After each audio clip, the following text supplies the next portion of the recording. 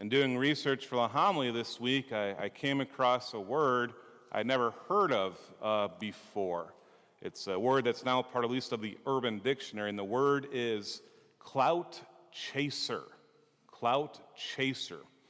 By the look on your face, you've never heard it either for the most part as well, so that makes me feel a little better, by the way. But a clout chaser is a word used to describe someone, often an influencer, who tries hard to be relevant and desperate to attain fame. Someone who tries hard to be relevant and desperate to attain fame. I came across this word, by the way, because I read a story a couple months ago of people who are so desperate to attain prestige and honor that they rent out a fake plane. I'm not making this up. You can rent out a fake private plane to film your Instagram videos in. Really. And I thought, how much does this cost? And it's actually a great deal. It's only $35 an hour, so that's great. But these people who are filming these videos are like, look how famous I am, look how great I am. I'm flying to Paris on a private jet with the champagne, or I'm flying to Vegas, wherever it is, and they're trying to present themselves in a way that they're not. And why? Because they want that fame. They're desperate for it. They want to be relevant. They want to be what? They want to be liked. But we know what this is.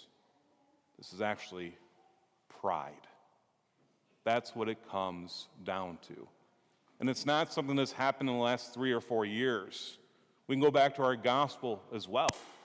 And the Pharisees and the scribes, that what do they want? They want those seats of honor at the banquet in the synagogue. They want those salutations. And how do they do this? Well, they lord it over the people. They are the ruling class, and yet they refuse to do what? They refuse to help. Instead, they lord it over, and they just love all of the acclaim that they receive without actually doing what they're called to do. You know, in Matthew's gospel, we hear over and over again, especially this year, it's year A of the gospel, Matthew's A, Mark B, Luke C. In year A, we hear Matthew say over and over again, well, Jesus said in Matthew's gospel what? That we are called to be humble. We hear that again today at the end of the gospel. Whoever exalts himself will be humbled, but whoever humbles himself will be exalted. The greatest among you must be what? Your servant. And so what does this look like? It means that we must humble ourselves.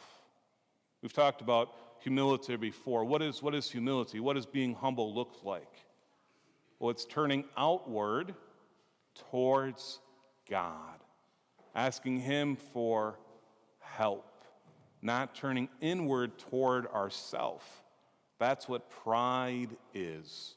Pride is that turning inward and looking only for salvation and goodness and happiness in ourselves.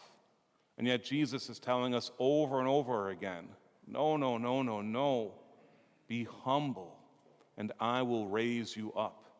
And we also know that it's in humility and meekness that we're actually going to find what we are longing for. We hear about this in our responsorial psalm today as well. In you, Lord, I have found my peace. If we're longing for peace and acclaim and in fame or in money or whatever it is, we're never actually going to attain it. It's only through the Lord. So how do we do that? Well, it's the Catechism of the Catholic Church that tells us that it is humility that is the key, is the foundation. In paragraph 2559, it says, humility is the foundation of prayer.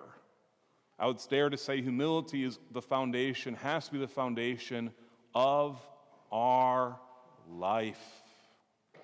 Not turning inward, but turning outward towards God and allowing Him to be there for us. Only when we humbly acknowledge that we do not know how to pray as we ought Are we ready to receive freely the gift of prayer? That's what the Catechism says. Man is called to be what? Man is a beggar before God. I love that image. To be a beggar means what? That we humble ourselves. Maybe that's a beautiful thing to bring to prayer.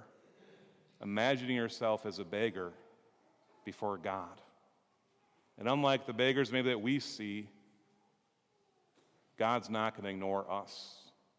He's going to give himself completely to us.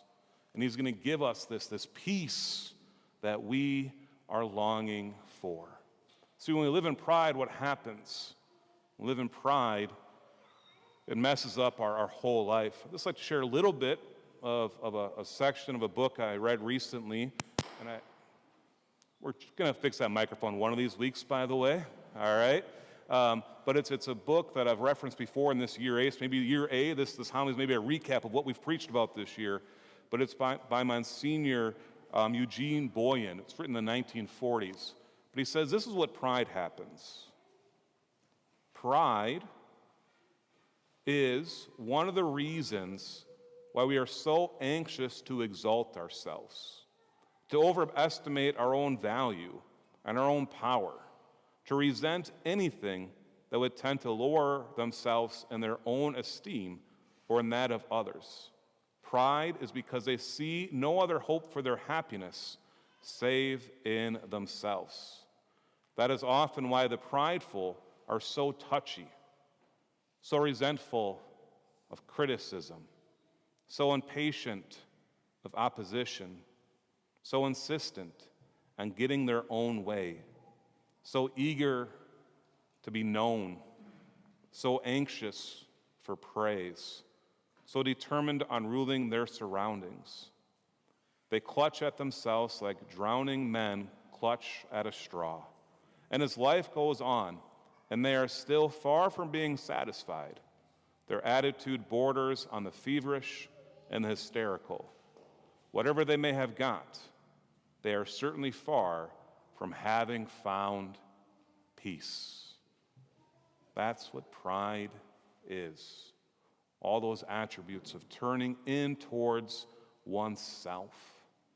The attitude of the man who has true Christian humility is just the opposite. His hope is placed in God.